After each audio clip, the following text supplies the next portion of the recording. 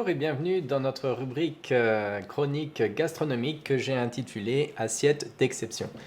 Ici Vincent Méraud, vous l'aurez sans doute remarqué, dans les restaurants ici à Tremblant, on ne nous propose pas véritablement d'assiettes d'exception, des produits exceptionnels. Pour trouver ce genre de produits exceptionnels, il faut vous rendre jusqu'à Montréal, soit aller dans un restaurant un peu plus élaboré ou bien directement faire votre propre épicerie dans une épicerie fine et puis sélectionner vous-même les produits qui vous intéressent pour personnaliser votre assiette.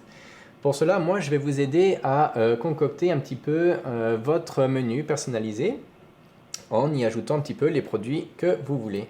Pour ça, j'ai amené ceci. Vous la reconnaissez bien sûr, c'est notre feuille d'érable nationale, teintée de rouge, signe annonciateur de l'automne qui arrive. Et oui, c'est bien de ça qu'on va parler aujourd'hui, de l'automne. Alors, cette feuille d'érable, vous pouvez la déposer par exemple au fond de votre assiette et puis vous déposez par-dessus un fromage du Québec comme du fromage de chèvre par exemple. Ça sert un petit peu pour la décoration. Accompagné de ça, vous avez par exemple de la salade de saison avec des noix. Vous pouvez ajouter aussi des magrets de canard ou des gésiers selon votre contenance. L'automne, c'est vraiment la saison des truffes. On peut comparer donc les truffes d'automne avec les truffes d'été. Elles se distinguent toutes les deux par la saison. On a plusieurs catégories, plusieurs variétés de truffes. Alors, on a dans les truffes d'automne la truffe d'Estrie du côté de Sherbrooke, à ne pas confondre avec la truffe d'Istrie qui se trouve en Croatie. Eux aussi, ils produisent de la truffe.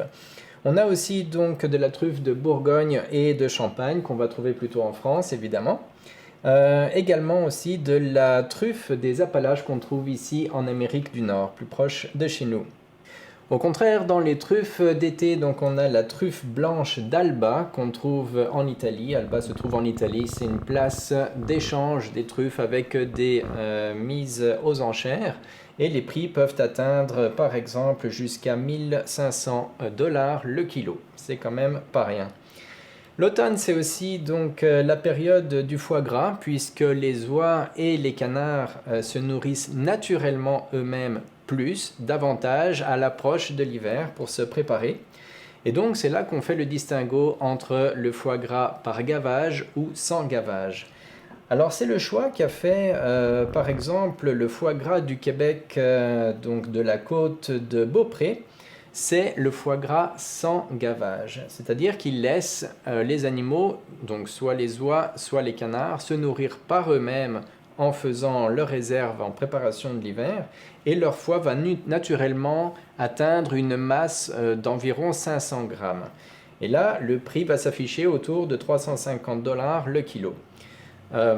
En opposition, par exemple, on a le foie gras par gavage, notamment le foie gras du Périgord, dans le sud-ouest de la France, où là, donc, l'oie ou le canard va être gavé mécaniquement, et son foie va atteindre une masse d'environ 800 grammes, donc un petit peu plus gros que sans gavage, et son prix va atteindre environ 1000 $ par kilo.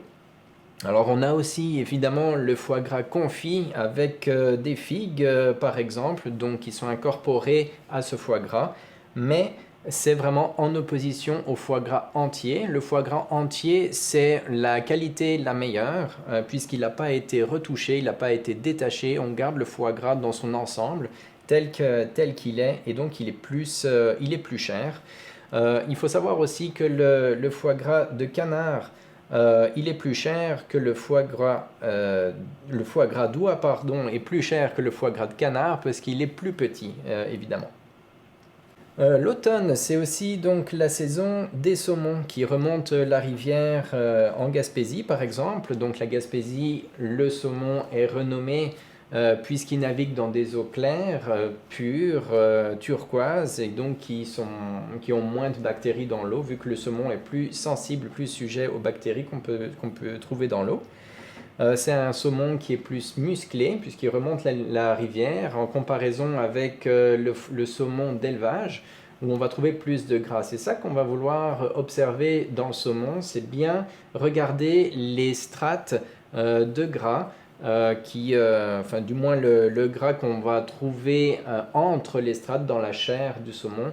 Et on va voir qu'un saumon d'élevage, la chair, elle se détache un peu trop facilement par rapport à un saumon sauvage. C'est ça la grosse différence au niveau de la qualité. En Gaspésie toujours, donc on a également de la pêche de homard, comme on fait aussi au Nouveau-Brunswick. Alors qu'on peut accompagner avec du beurre à l'ail par exemple, vous faites cuire ça. Et les prix ici atteignent entre à peu près, on va dire, une moyenne de 30 $ le kilo pour le homard de Gaspésie et du Nouveau-Brunswick. Il y a aussi donc du caviar d'esturgeon de l'Abitibi qui provient en fait du Témiscamingue. On trouve aussi de l'esturgeon beluga dans l'estuaire du Saint-Laurent jusqu'à Terre-Neuve, Labrador. Et là, les prix peuvent atteindre jusqu'à 100 $ pour 30 grammes de caviar. D'accord. On va traverser maintenant l'Atlantique et puis on va se diriger du côté du sud de la France et le bassin méditerranéen. En ce moment, c'est la récolte du cantaloupe, le melon de Cavaillon. Donc ça, on va trouver à des prix plus raisonnables, aux alentours de 2 $ le kilo. Ces melons, ces cantaloupes là, on va pouvoir les accompagner du jambon ibérique qu'on trouve en Espagne. Un bon exemple, ça va être le pata negra qui lui est renommé. Il est renommé puisqu'il est plus corsé que le jambon de Serrano dû à sa salaison. Donc il est aux alentours de 65 $ le kilo.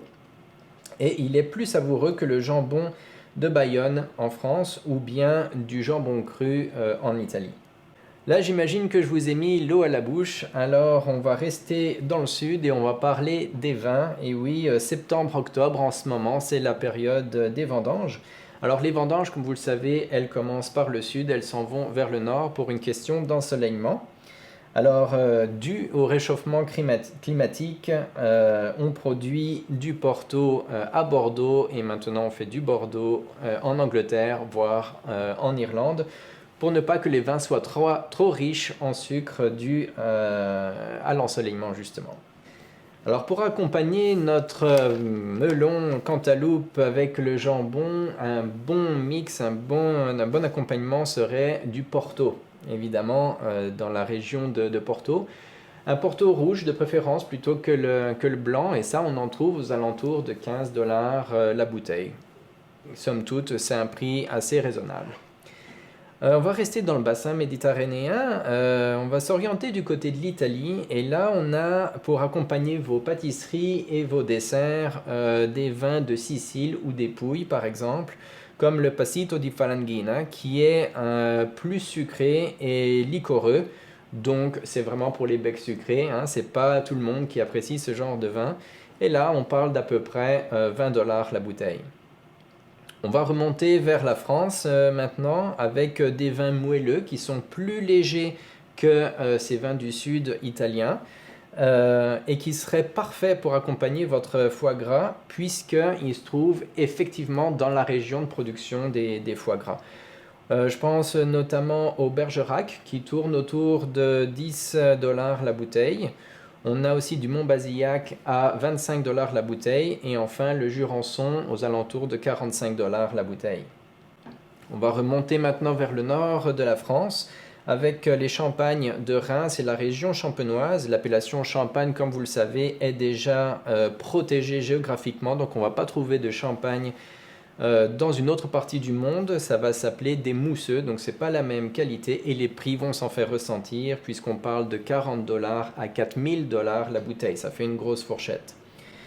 Du côté du Québec, les vignobles sont plus proches ici, donc dans les cantons de l'Est, l'Outaouais et les Basses-Laurentides, vraiment à côté de chez nous ici.